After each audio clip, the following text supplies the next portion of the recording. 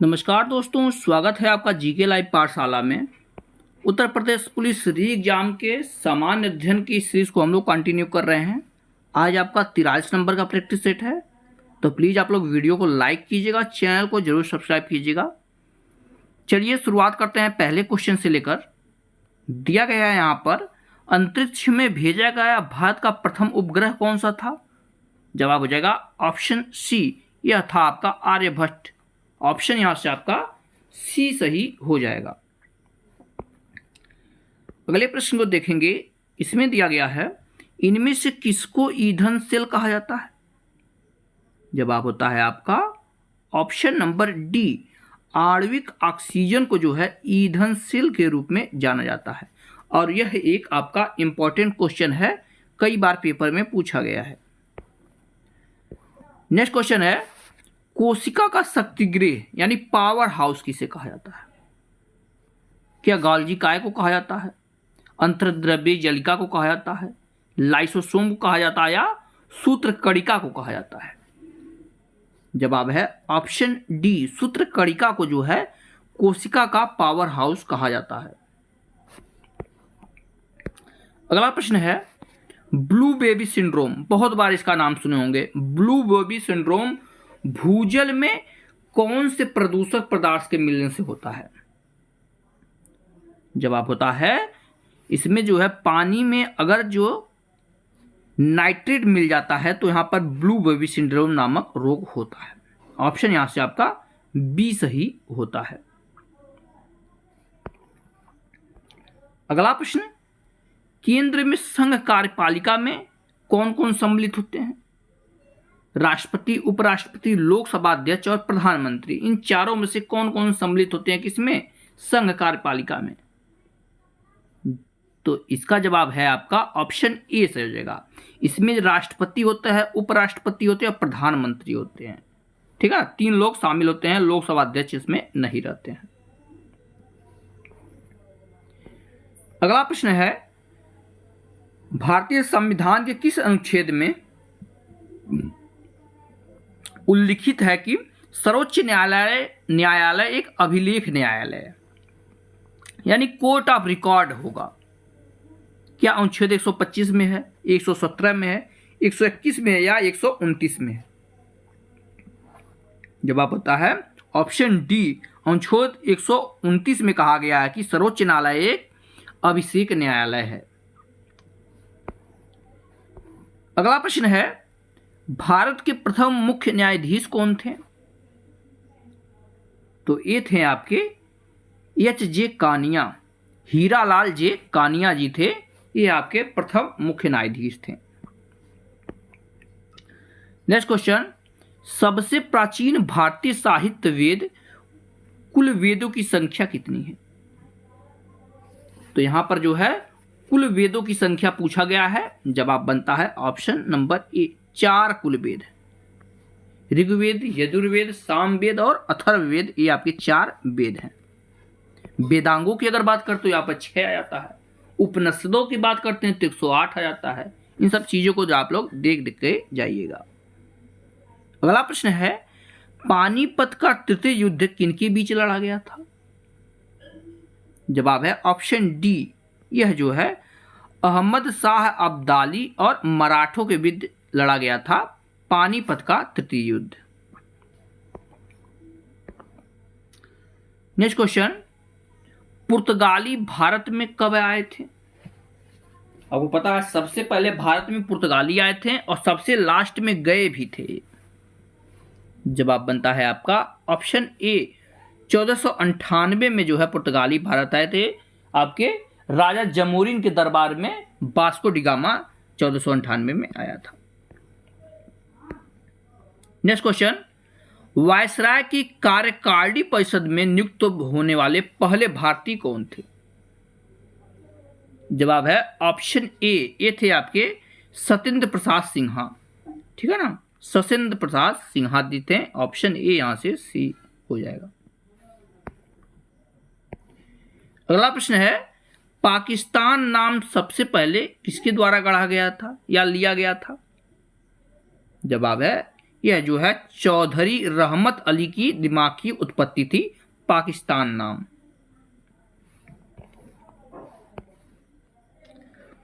Next question को देखेंगे, इसमें पूछा गया है भारत के आर्थिक विकास के लिए शहरीकरण किस पंचवर्षीय योजना का उद्देश्य था?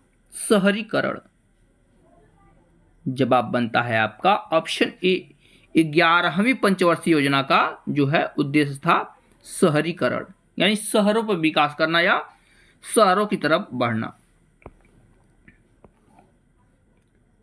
नेक्स्ट क्वेश्चन है, योजना आयोग का अध्यक्ष कौन होता है?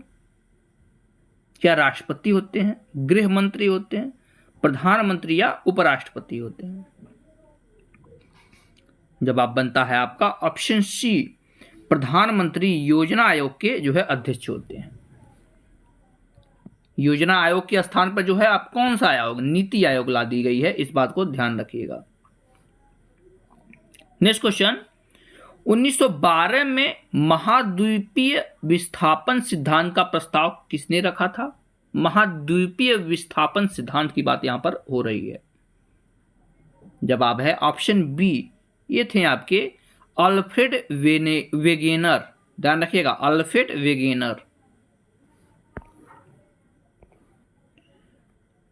अगला प्रश्न देखेंगे, इसमें दिया गया है जीवाश्म किस प्रकार की सेल होती है, या जीवाश्म जो है कौन से प्रकार के सेल में पाया जाता है?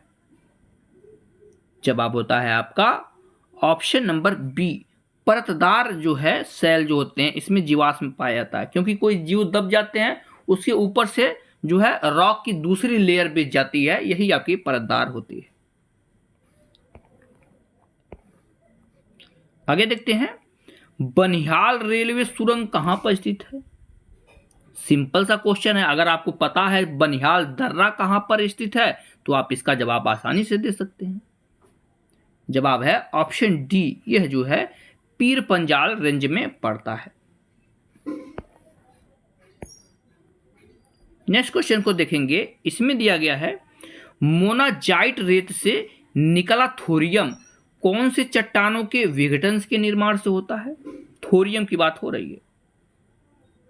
जवाब है ऑप्शन डी, यह जो है प्री कैम्ब्रियन युग के चट्टानों से निकलता है। ऑप्शन यहां से डी आपका सही हो जाएगा। चट्टानों के प्रकार और उनकी उत्पत्ति के बारे में आप लोग जरूर पढ़िएगा, बहुत ही इंटरेस्टिंग टॉपिक है और क्वेश्चन भी यहां से बनते हैं। आगे देखते हैं, भारत में निम्नलिखित में से कौन सा शहर कर्क रेखा के सबसे दूर है? इंपॉर्टेंट क्वेश्चन है, कौन सा शहर या कौन सी राजधानी सबसे नजदीक और सबसे दूर, इस तरह से पूछता है। अगर आप राज्यों को जो है अच्छे से मैप में देखें तो आसानी से इसका जवाब दे सकते हैं। जवाब है आपका ऑप्शन डी, भुवनेश्वर जो है इन चारों शहरों में सबसे दूर है, किससे? कर्क रेखा से। 23.5 उत्तरी अक्षांश की यहां पर बात हो रही है।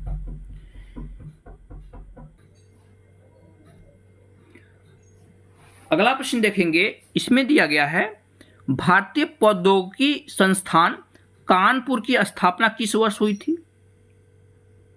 जवाब है ऑप्शन ए, 1959 में हुई थी भारतीय प्रौद्योगिकी संस्थान की स्थापना। ऑप्शन यहां से ए आपका बनेगा। नेक्स्ट क्वेश्चन देखेंगे, इसमें दिया गया है लखनऊ घराने की नींव किस उस्ताद द्वारा रखी गई थी? लखनऊ घराना, बनारस घराना, किराना घराना, इन सब से निश्चित है आपके क्वेश्चन बनते ही बनते हैं, तो आप लोग इसे जो है डीपली देख कर जाएंगे। जवाब जहां तक बात की जाए, क्वेश्चन नंबर 21 का आपका हो जाएगा ऑप्शन बी, लखनऊ घराने की नींव जो है बख्शू खां द्वारा रखी गई थी।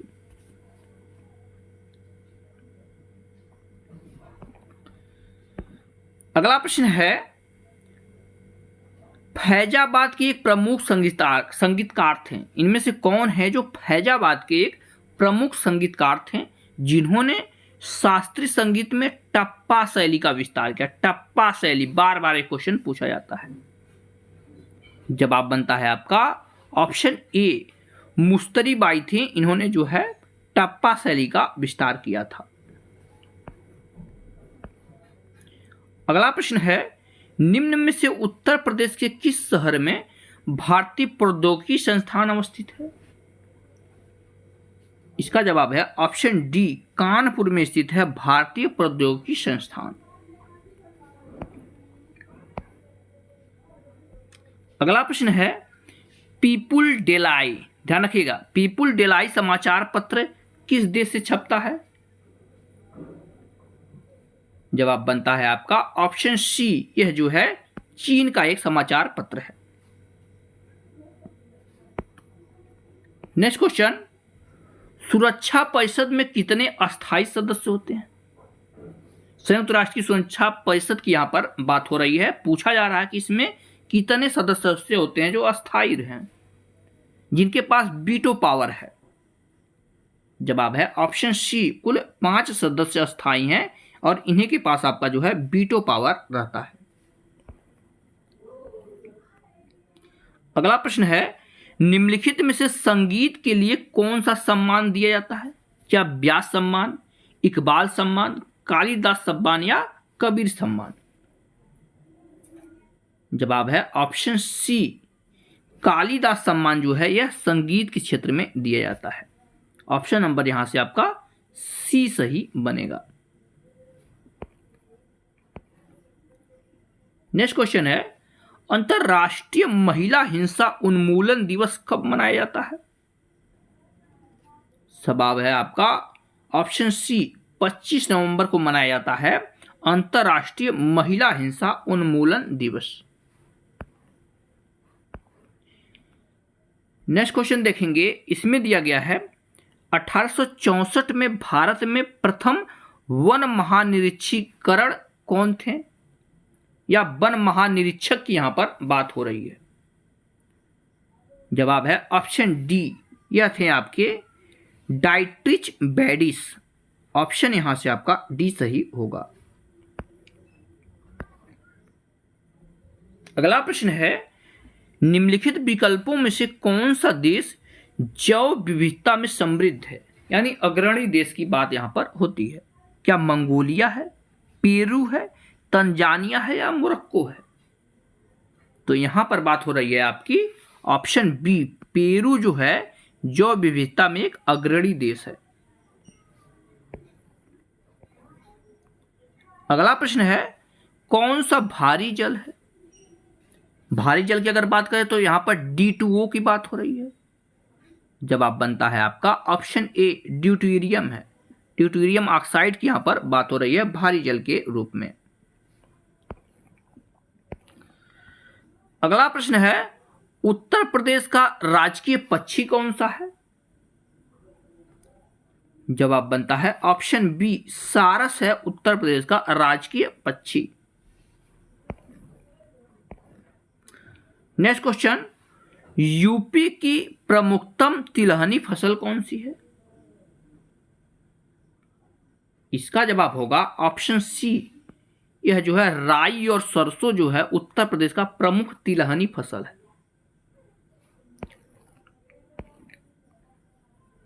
नेक्स्ट क्वेश्चन में गीडा की बात हो रही है। गीडा माफ कीजिए, गीडा का पूर्ण रूप क्या है?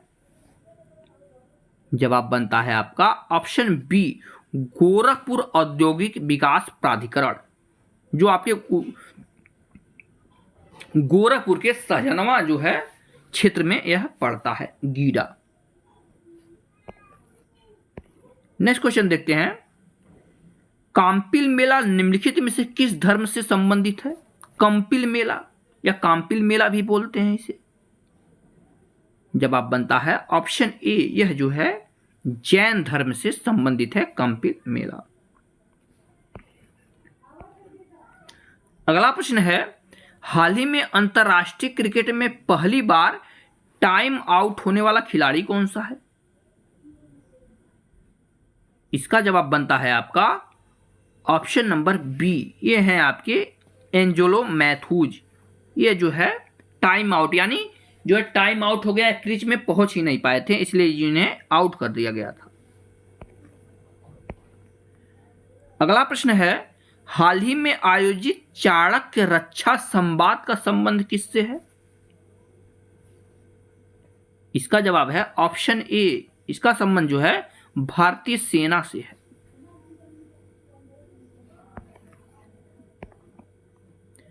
नेक्स्ट क्वेश्चन, दुनिया का पहला एआई यानी ह्यूमनॉइड रोबोट सीईओ किसे बनाया गया है? तो यह बनाया गया है आपका मीका को। ऑप्शन यहां से आपका डी सही हो जाएगा, मीका।